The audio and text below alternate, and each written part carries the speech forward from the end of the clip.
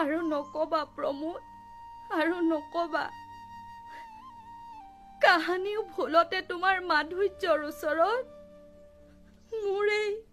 মোৰ এই উকা কপালৰ মৰ্যাদা ধূলিসাৎ হবলৈ দিয়া নাই প্ৰমোদ।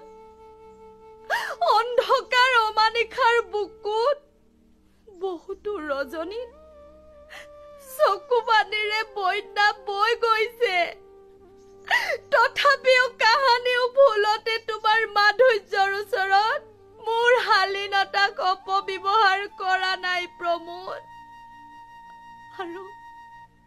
আৰু ৰেখা, তুমিও মোক এনেকৈ উপহাস কৰিব পাৰিছা?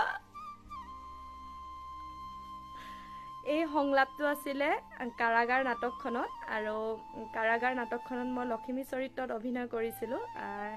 সেই নাটকখনত অভিনয় কৰি খুবেই বেছি ভাল লাগিছিলে, আৰু ভাল লগা সংলাপবোৰ সকলোবোৰ পাহৰি গৈছোঁ, এইটো মনত আছিলে, সেইকাৰণে আপোনালোকলৈ আগবঢ়ালোঁ।